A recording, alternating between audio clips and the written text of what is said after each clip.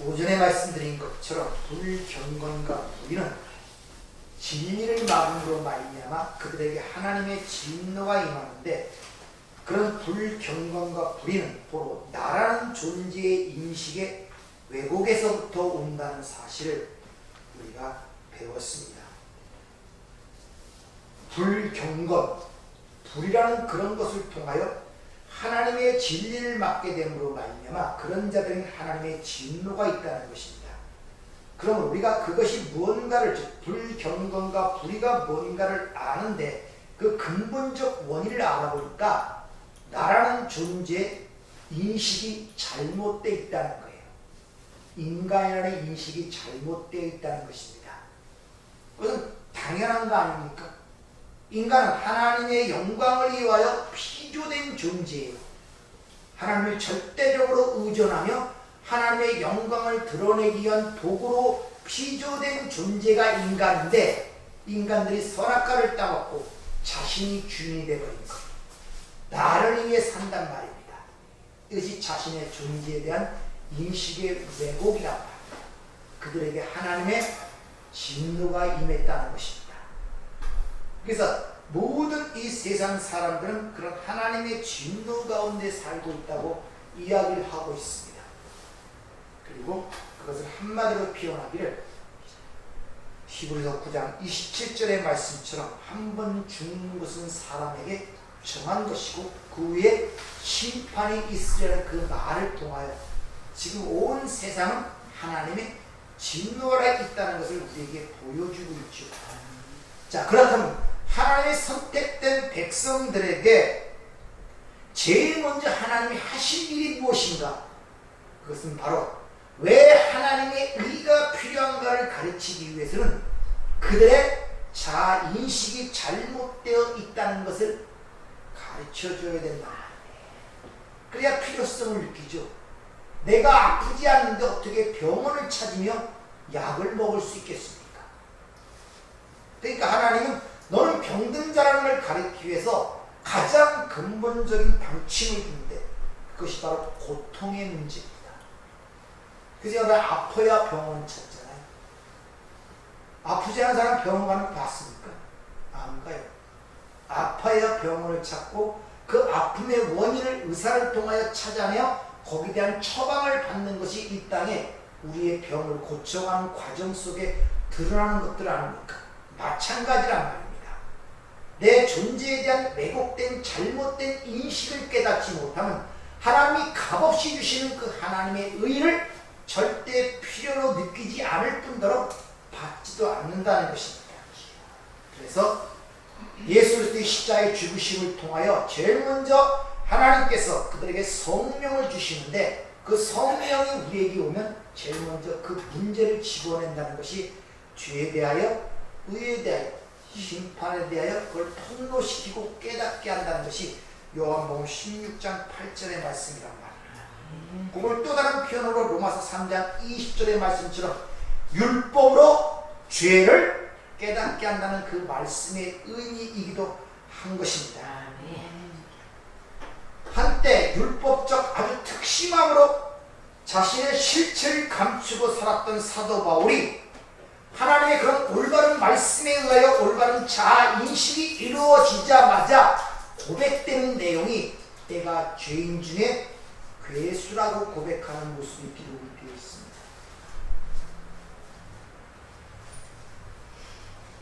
그 전에 율법을 모를 때는 내가 살았더니 법이 내게 이름에 죄는 살아나고 나는 죽었다 라는 그 인식이 여러분 삶 속에 드러나야 된다. 그래야 하나님이 값없이 주시는 그 의를 그것만 의지하고 그것만 붙들 수 있는 존재가 되기 때문에 그래요. 그러니까 여러분이 나는 안 아프다고 살고 있는 그들에게 하나님의 아픔의 통증을 주셔서 니들이 의사를 찾아가서야 산다는 걸 가르치고 있단 말입니다. 그래서 구약에 보면 하나님이 주시는 병 중에 한센스병, 나병이나 문둥병이라고 있죠. 그 특징이 뭡니까? 고통이 없는 거예요. 그래서 다른 말로 그걸 죄라고도 성경은 비유적으로 표현하고 있는 이유가 거기 있단 말이에요. 따라서 저와 여러분도 역시 그 자리로 하나님의 은혜의 왕노릇에 의하여 밀려가게 되어 있는 거예요. 그 내용이 오늘 본문 말씀 18절부터 20절의 내용인 것입니다. 따라서 오늘 본문을 해석하는 것이 하나님이 대부분 이 보이지 않는 이 만물을 통하여 자신의 신성과 능력을 드러내는 그런 것을 이야기함으로 말미암아 인간들이 그걸 깨닫지 못하는 우매함을 질책하는 그런 표피적 교훈으로 본다면 잘못 보고 있단 말입니다. 너희는 그런 잘못된 것에 떨어질 수 있으니까 조심해야 돼. 이런 경고의 교훈으로 들으면 안 된단 말이에요. 왜냐? 이 로마서는 로마 교회에게 써버리는 편지예요. 안 믿는 불신자들에게 써버리는 편지가 아니란 말입니다. 항상 강조하지만 성경은 누구에게 주어진다? 교회에게 주어진 거예요. 그래서 나는 상관없고 자꾸 교회 밖에 있는 그들에게 해당되는 말로 들으면 안 된단 말입니다. 지금 이 로마서는 로마 독자, 즉 로마 교회에게 얘기를 하고 있단 말입니다. 그러니까 지금 하나님을 믿고 하나님의 백성이라고 자부하는 교회 안에 들어있는 그들 안에 들어있는 하나님의 진노의 대상이 무엇인가를 가르쳐주고 있단 말입니다. 즉 저와 여러분이 예수를 믿고 구원을 받았잖아요. 하나님의 백성으로 살아가고 있지만 그들 안에 하나님의 진노의 요소들이 있음을 지금 끄집어내고 있단 말입니다. 여러분은 완전치 못하잖아요. 저와 여러분은 예수를 믿고 구원을 받았고 여전히 옛사람이 나를 주장하고 그 옛사람과 새사람 속에서 여전히 우리는 옛사람의 지는 생활을 하고 있잖아요.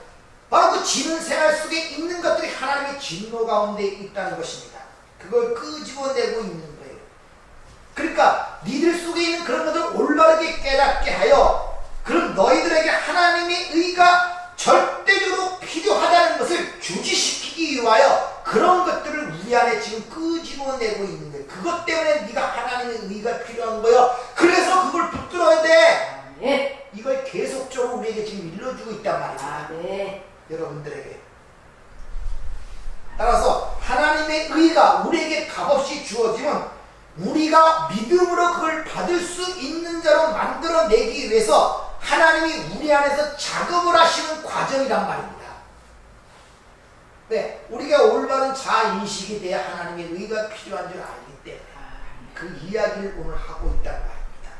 그러니까 오늘 본문을 읽으면서 하나님의 진노 아래 있는 그것들을 발견하여 그걸 인정함으로 말미암아 내가 하나님의 의만 의지해야 되겠구나로 가야 되지, 교회 밖에 그들이 하나님의 능력과 신성을 몰라서 하나님의 진노 가운데 사는 자들이요 이렇게 밖으로 보면 안 된단 말이에요.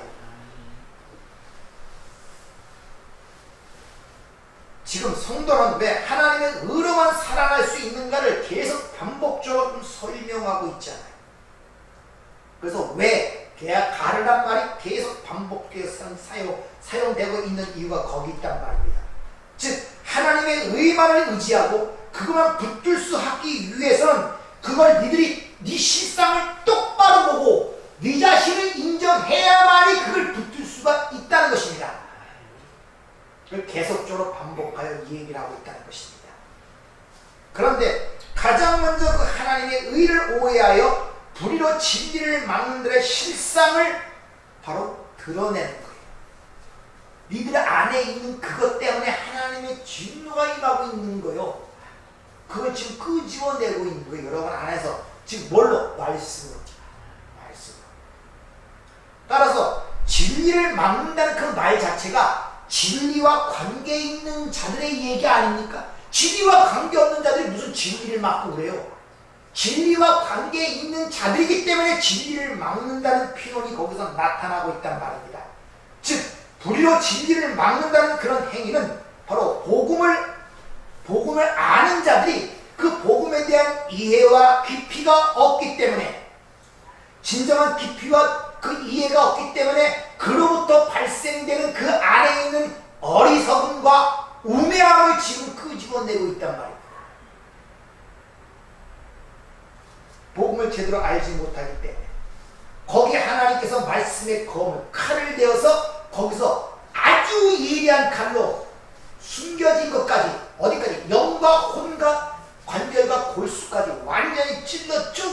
그런 역할을 하는 게 하나님의 의가 우리 안에 오게 되면 요만큼이라도 자신의 의를 의지하는 걸 용납할 수 없기 때문에 그런 걸 여지없이 갈라내고 있단 말입니다. 그래서 그전에는 예수 믿기 전에는 괜찮은 사람으로 알았고 처음 믿을 때는 하나님의 은혜만 보였기 때문에 괜찮고 살아가는 줄 알았는데 점점 신앙이 깊어지고 말씀에 대한 이해가 높아질수록 점점 사도 바울처럼 내가 죄인 중에 괴수라는 고백을 할 수 없는 그 자리까지 하나님이 밀어내려가시는 것입니다. 사도 바울이 자아인식이 처음에는 내가 모든 사도들 중에 지극히 작은 자의 자아인식이 돼. 그 정도.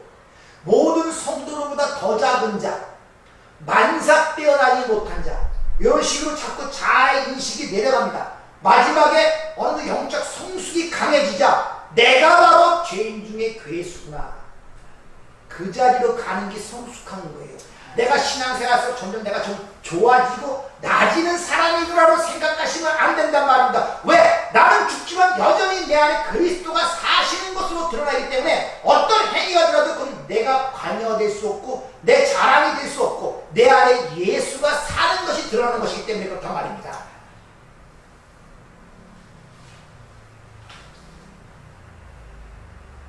따라서 그 근거를 19절에 찾고 있는데 왜 그럴 수밖에 없냐?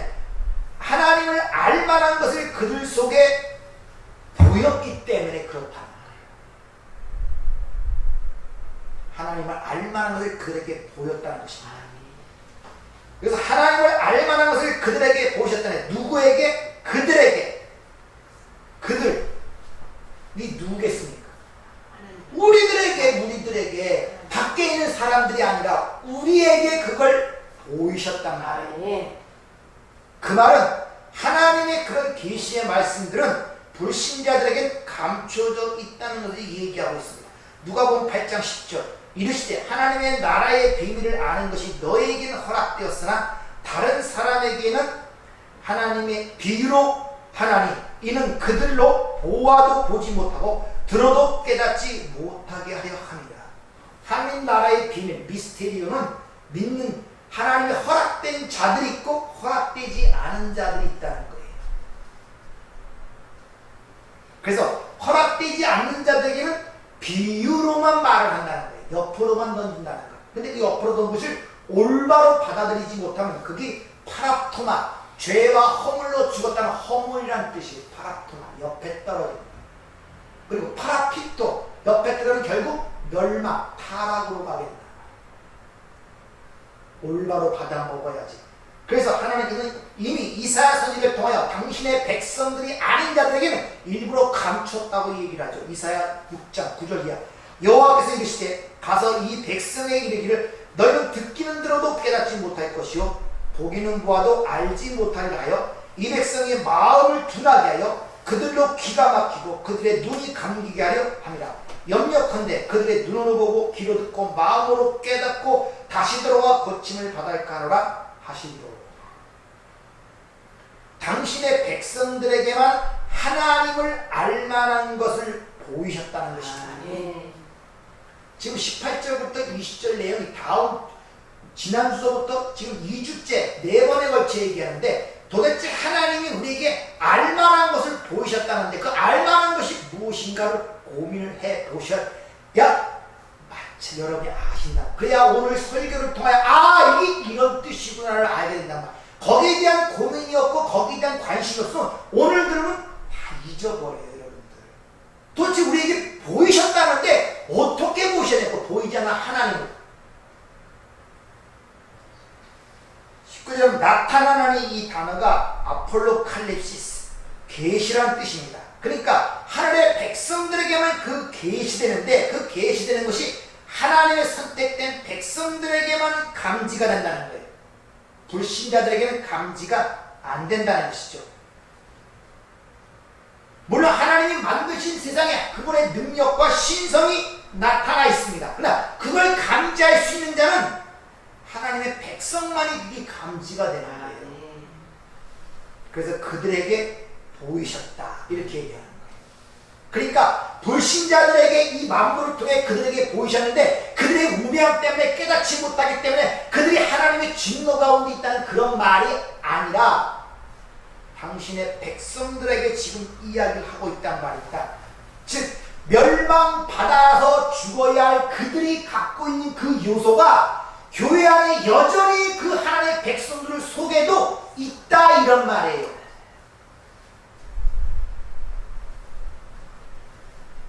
그러니까 여기서 그들이라는 것은 교회 밖에 불신자를 얘기하는 건 바로 저와 여러분을 지칭하고 있다는 것을 아셔야 된다는 말입니다. 그러니까 하나님을 알만한 것을 성도 안에 성도 가운데 주어졌다 이런 말이에요. 하나님을 알만한 것을. 이 보이셨다는 이 단어가 파네로라는 단어가 쓰이는데 과거 능동태가 쓰입니다. 엠파로세. 보이지 않는 하나님의 알만한 것이 이미 과거 능동태, 이미 과거에 주어져 있단 말이에요. 이미 주어져 있단 말입니다. 지금 이 서신서가 써일 때는 로마교회에 써있는가 예수님이 십자가에 죽으시고 부활 승천하고 성령 오순절 이후의 이야기단 말입니다. 그러니까 이미 주어져 있는 상태를 지금 우리에게 얘기하고 있단 말입니다. 이 파네로라는 이 단어는 파네로스라는 거기서 파생된 단어, 명백한, 보이는 이런 의미인데 보이게 하다, 계시하다, 나타나다. 즉 감춰져 있는 어떤 것을 알려지지 않은 것을 눈에 보이게 하거나 그것을 말로써 행위로서 명백히 드러내게 한다 이런 말이에요. 보이지 아니하는 그것을 명백하게 보이도록 드러내도록 설명한다 이런 말이에요. 알만한 것을 보였단 말입니다. 보이지 아니하는 그 하나님이 당신의 백성들에게 그걸 알만한 것으로 보이고 설명하고 드러냈다 이런 말이에요. 명백하게.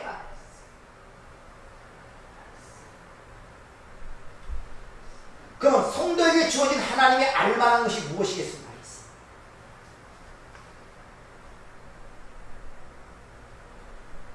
보이지 아니하는 하나님을 계시한 분이 누굽니까? 아, 예수님이잖아요. 나를 본 자는 아버지를 보았다 그러잖아요. 요한복음 14장 9절 예수께서 이르시되 빌리가 내가 이렇게 오래 너희와 함께 있을 때 내가 나를 알지 못하느냐? 나를 본 자는 아버지를 보았거늘 어찌하여 아버지를 보이라 하느냐? 바로 당신의 백성들에게 보이지 않는 하나님을 알만한 것을 보인 것이 바로 예수 그리스도란 말입니다. 예수 안에서 하나님이 자신을 보였단 말입니다. 요한복음을 읽어보면 내가 하는 것이 아니라 내 안에 아버지가 그 일을 하신다고 그러잖아요. 나를 본 자는 아버지를 보았다 그러잖아요.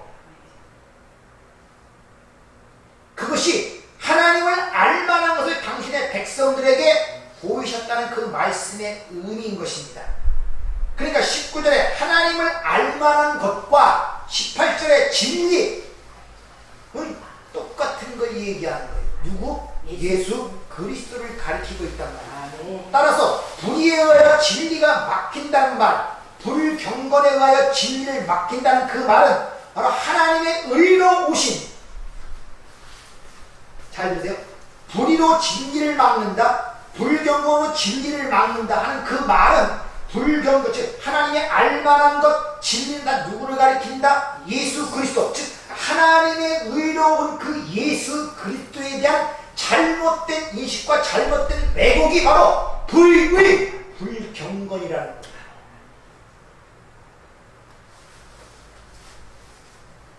여러분, 불의, 불경건이라고 하면 대부분 인간적 어떤 행위를 생각들 하잖아요.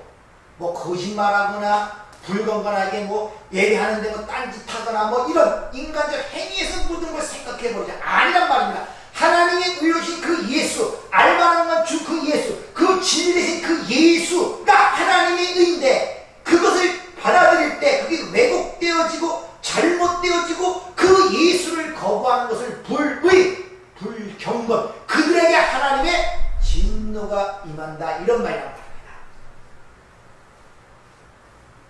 그리고 20절로 이어지죠. 20절. 그 맨 앞에다가 20절 가르라는 단어가 쓰입니다. 왜냐하면, 그러니까 이 성경이 지금 아주 논리적으로 있는데 15절을 보면 뭡니까?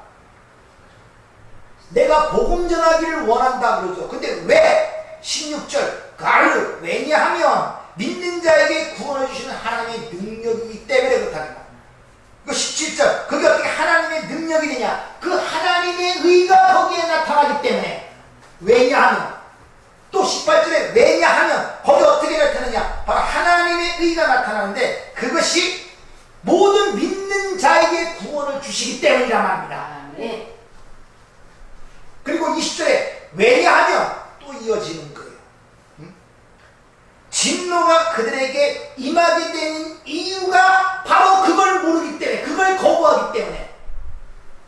이렇게 아주 논리적으로 지금 사도 바울이 설명해 나가고 있는 것입니다. 20절에 아주 특이한 단어들이 많이 나오는데 만물이라고 번역된 단어가 포이에마. 이것은 에베소 2장 10절에 딱 한 번 나오는 단어예요. 딱 두 번뿐이 안 나와요. 그리고 영원하라는 그 단어도 디디오스 이것도 마찬가지고, 그리고 신성이라고 번역된 이 데이스테스 이것도 마찬가지. 딱 두 번만 신약성에 쓰이는 단어가 여기서 쓰인단 말입니다. 그러니까 많이 쓰이지 않은 특이한 단어를 쓸 때는 반드시 거기에 어떤 의도를 갖고 쓰는 거예요. 평범한 단어가 아닌 영원하신 능력과 신성이라는 그 어구에서 영원히 쓰인 단어가 이게 디디오스라는 이 단어인데 영원히 끊임없는 등으로 번역하여 여기서 영원히 그렇게 번역되고 있단 말입니다. 근데 이 단어는 아에이라는 단어에서 유래했는데 항상 끊임없이 그런 뜻입니다. 그래서 영원이라는 그런 의미보다는 항상이라는 의미로 해석해야 이 본문 말씀이 더 적합하고 부합하게 됩니다. 그러니까 영원하신 능력과 신성이 아니라 항상 있는 능력과 신성 이렇게 번역하는 게 더 올바르단 말이에요. 원래 성경의 전체에 보면 영원이라는 단어가 대부분 아이오니스 이 단어가 사용이 돼요. 근데 여기서는 아이오디스 이 단어가 사용된단 말입니다. 그러니까 어떤 의도가 있는 거예요. 그러니까 일반적으로 영원이라는 그런 의미가 아니라 항상 있는 능력과 신성을 우리에게 이야기하기 위하여 지금 이 단어를 사용하고 있는 것입니다. 그럼 항상 있는 능력과 신성 뭐겠습니까? 네? 여러분 안에 있단 말입니다. 누구가 있습니까? 성령, 예수, 그리스도의 영. 지금 그 얘기를 하고 있는 거예요. 영원하신 능력과 신성이. 여기서 능력이라고 표현되고 신성이라는 표현되다가 똑같은 단어가 한 군데서 또 쓰이는데 베드로후서 1장 3절 그의 신기한 능력으로 생명과 경건에 속한 모든 것을 우리에게 주셨으니 이는 자기의 영광과 더불어 우리를 부르신 이를 알므로 말미암이라. 능력, 디나미니스, 그리고 신성, 네이에스테스 이 단어가 똑같이 쓰인 것이 딱 한 군데가 있는데 베드로후서 그의 신기한 능력으로 그것이 똑같은 단어예요. 근데 그의 신기한 이 그라는 말이 누구가 있습니까? 그럼 예수란 말입니다. 그러니까 그 예수 그리스도를 지칭하는 것이 바로 항상 있는 능력과 신성이 지칭하는 그분이 누구라고요? 예수란 말이 지금 여기서 20절에 나오는 그 영원하신 능력과 신성이라는 것이 예수를 지칭하고 있단 말입니다. 근데 그 항상 계신 능력과 신성 되신 예수가 만드신 만물 누구겠습니까? 예수가 예수를 어떻게 만들어요? 예수가 하나님을 어떻게 만듭니까? 예수가 성령을 어떻게 만들어요? 예수가 교회를 만들죠. 교회 탄생시켰잖아요. 교회가 예수님의 몸이잖아요. 교회가 머리가 예수고 우리가 그 지체라고 그러잖아요. 교회가 즉 예수가 만드신 만물 누굽니까? 교회를 지칭하고 있단 말입니다. 교회. 그래서 이 포이에마 이 만물이라는 단어가 에베소 2장 10절에 쓰이는데 에베소 2장 우리가 그가 만드신 바라 여기 만드신 단어가 포이에마 만물이라는 단어가 똑같은 단어란 말입니다. 그러니까 예수가 만드신 만물이 누구라고요? 교회란 말입니다.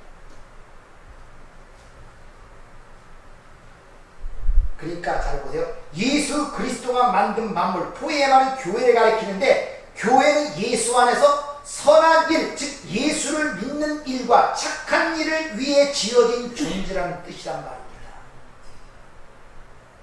오늘 본문 20절 한번 보세요. 창세로부터 그의 보이지 않은 것들 이렇게 한 다음에 그의 영원하신 능력과 신성, 누굴 얘기하는 것입니까? 항상 있는가 능력, 누구를 상징한다? 예수 그리스도. 근데 그 예수 그리스도를 뭐 했습니까? 하나님을 알만한 것을 보인 것을 그렇게 설명하는 거 19절에서 하나님을 알만한 것을 그들에게 보였는데 그것이 누구냐면 영원하신 능력과 신성, 항상 있는 능력과 신성, 그게 바로 누구라고요? 예수. 그가 만드신 만물, 누구? 교회. 교회 안에 그게 분명히 보여 알게 되었다, 이런 말이란 말입니다. 그걸 설명하기 위해서 내가 단어 하나를 지금 하나를 여러분에게 말씀을 드리는 거예요. 지금 19절 20절의 말씀이 어떤 것인가? 그러니까 교회는 예수 그리스도께서 만드신 바인데 그들의 존재의 이유는 뭐냐? 그들이 예수 안에서 그리스도 예수만 믿는 자로 지어가는 그 여정 속에서 예수 그리스도의 일에 쓰임받는 도구뿐만 아니라 하나님이 새하늘과 새 땅을 만들어가는 그 창조의 역사 속에서 쓰임받는 존재로 만들어진 것이 교회란 말입니다.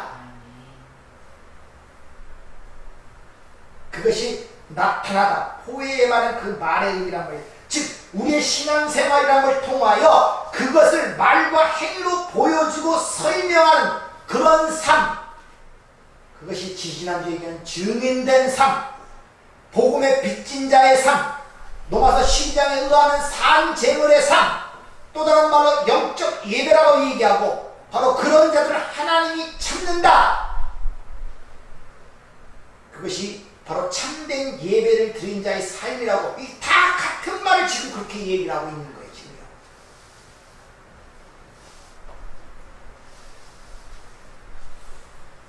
17절 한번 보세요. 오늘 본문과는 다시 한번 보세요. 자, 하나님의 진노와 불의로 진리를 막는 사람들의 모든 경건치 않은가 불의에 대해 하늘로부터 나타났다니 이렇게 얘기를 합니다.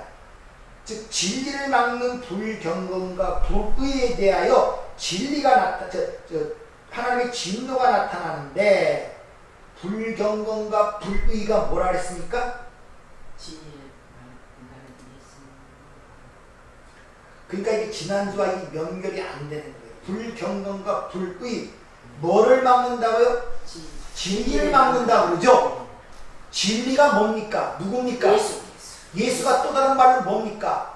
앞에 구절에 보하면 하나님의 의가 나타나는데 그 하나님의 의가 어디로 통하여? 예수 그리스도가 하나님의 의 아닙니까? 그를 통하여 자신의 의가 드러나는 것이니까 그러면 그 진리가 누굽니까? 예수님이 자신도 진리라고 얘기를 하잖아요. 그 진리를 막는다는 건 불경건과 불의가 그 진리를 막는다는 그 말은 그 예수가 하나님의 의인데 그 예수를 거부하거나 그걸 왜곡되게 보는 것을 불의 또는 불경건으로 진리를 막는다, 그런 말이란 말입니다. 그러니까 하나님의 의로신 예수 그리스도를 올바로 알아보아야 된단 말입니다. 그걸 또다시 19절에 설명하는 거예요. 그 하나님을 알만한 것을 그들 속에 보입니다. 어떻게? 예수 그리스도를 통하여 그걸 표현하기를 창은 그의 능력과 신성이 그가 만드신 만물, 능력과 신성이 항상 있는 능력과 신성이 누구를 지칭한다고요? 예수. 근데 그 예수가 만드신 만물 누구? 교회, 저와 여러분. 그 안에 그걸 주어 분명히 보여 알려졌나니 그러므로 너희가 핑계치 못할지니라. 이 단어도 핑계치 못할지라고 버티게 하는 바람에 마치 이것도 인간적 교훈으로 들리는데 지체하지 없다, 저지할 수 없다, 이런 뜻입니다. 이것이. 자, 그러니까 교회는 예수 그리스도가 만드신 바인데 그들이 이 땅에 지금 존재하는 이유, 다시 말하면 예수 믿고 거듭나고 하나님의 백성인 저와 여러분이 지금 이 땅을 살아가는 이유, 그들은 예수 안에서 예수만을 의지하는 대로 예수만을 믿는 자로 지어져가는 그 여정, 그 신앙생활 속에서 예수 그리스도가 누군지, 그리고 그를 통하여 새하늘과 새 땅에 창조되는 것을 임으로, 삶으로 이 땅에 보여주기 위해서 존재한단 말입니다. 그것이 저와 여러분의 신앙생활이고 예수 믿는 사람들의 모습이에요.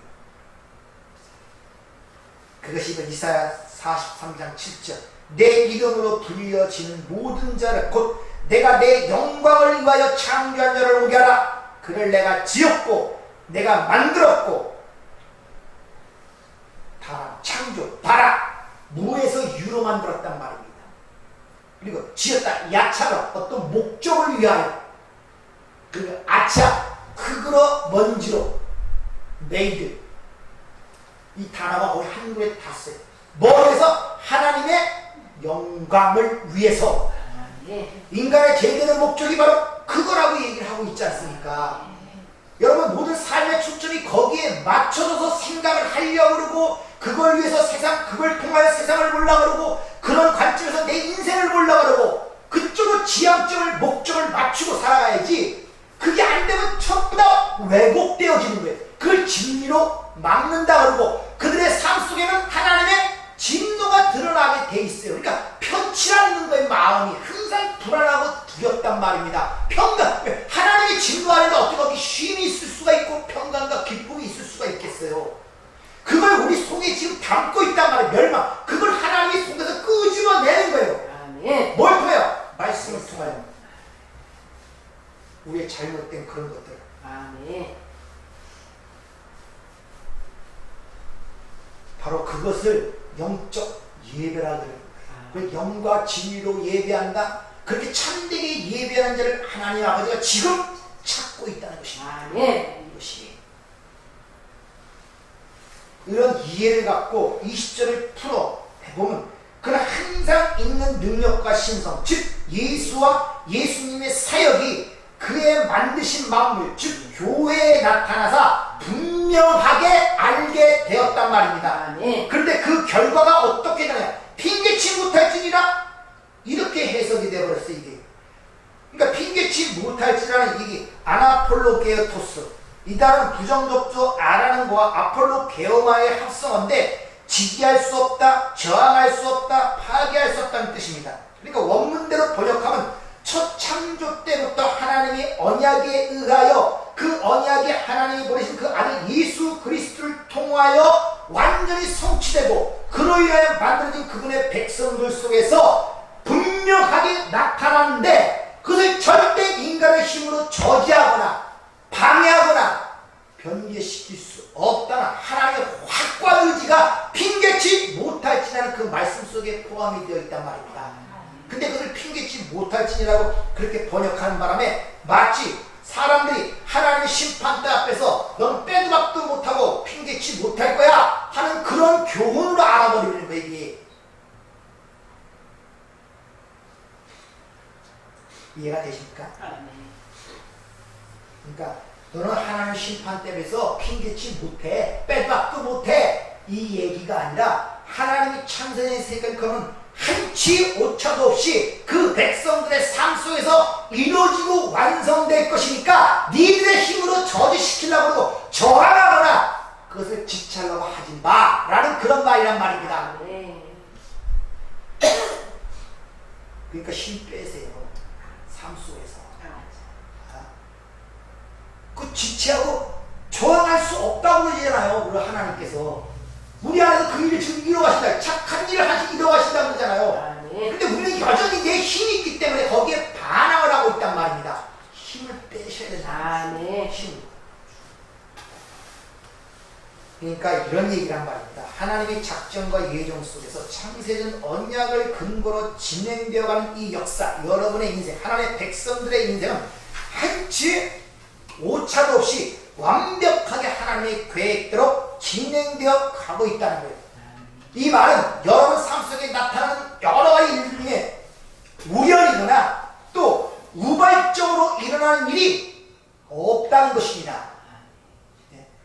그러니까 이 말씀을 들으면 연결시켜서 삶을 보는 눈을 열어야 된단 말입니다. 아, 그러면 내 삶 속에 다양한 지금 문제가 일어나는데 이게 우발적으로나 우연적으로 일어나는 것들이 아니네. 하나님의 그 뒤에 어떤 섭리가 있네. 이런 관점으로 그 문제를 보라 이런 말이에요. 지금요. 그렇게 보게 되면 내 힘이 빠지고 거기서 쉼이 오는 거예요. 나를 내버려 둘 수가 있잖아. 내가 저항해서 되는 문제가 아니구나.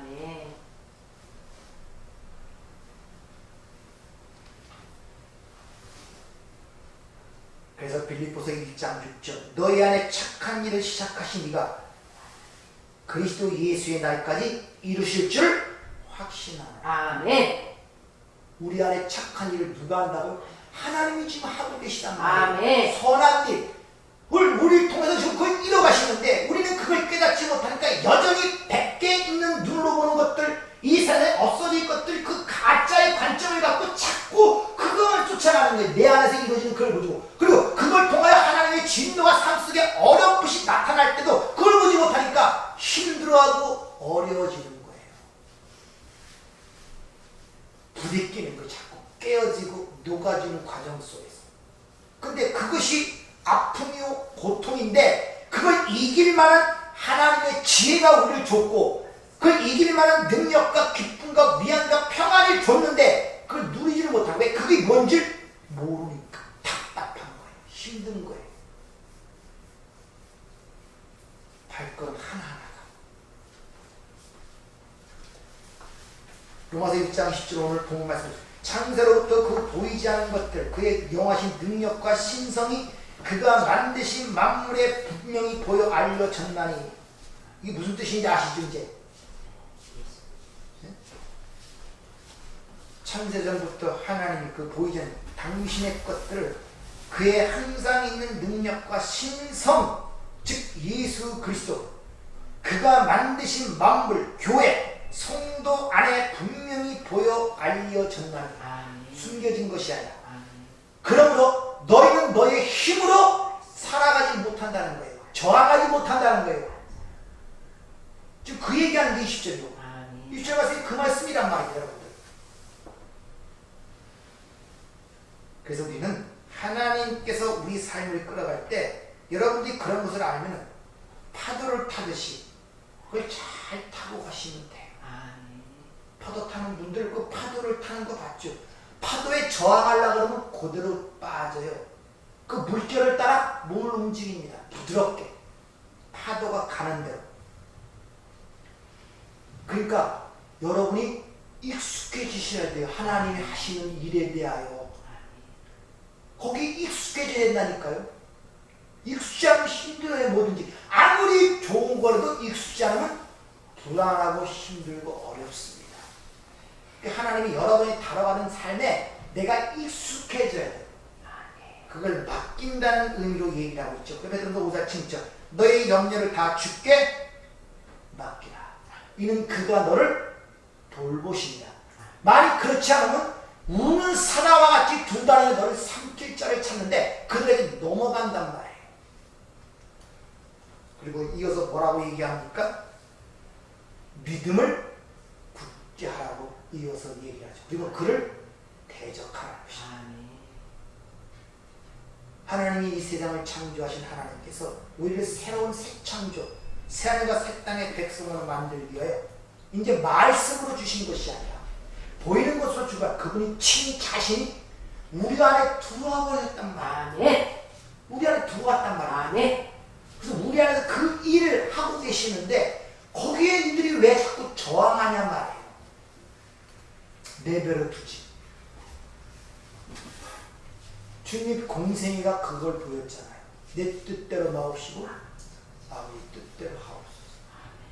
그걸 깨달아 가는 과정이 힘든 거예요. 왜? 체험을 통해서, 경험을 통해서 부서지면서 넘어지면서 자빠지면서를 알게 되기 때문에 그래요. 거기에 여러분 삶이 익숙해져야 돼요. 그럴 때 자빠지는 것이 아니라 나를 거기에 맡기는 결과가 돼요. 이리 흔들리고 저리 흔들려도, 그래서 뿌리 깊은 큰 나무들은 폭풍이 나고 쌩은 뿌리채 뽑혀지지만 갈대같이 야들야들한 것들 아시죠? 평생 아주 보잘것없는 거죠. 어떻게 저 큰 나무와 비교할 수 있겠습니까? 야들야들한 그 갈대와 같은 요런 풀들은 아무리 폭풍이 불어도 작은 입에도 흔들리지만 큰 폭풍이 불어도 똑같아요. 항상 그 자리에서 부드럽게 흔들립니다. 근데 그 아름드리 같은 큰 나무들은 다 뽑혀나가요. 왜 그렇습니까? 그 땅에 뿌리가 깊게 내린 것들은 뽑혀나가요. 이상하게. 근데 야들야들한 갈대 같은 것들은 흐느적 가는데 안 뽑히고 그대로 있단 말이에요. 하나님이 일을 하실 때 우리가 어쩔 수 없어요. 이리 흔들리고 저리 볼 수밖에 없어요. 그럴 때 몸을 맡기란 말이에요. 거기에 저항하지 마세요.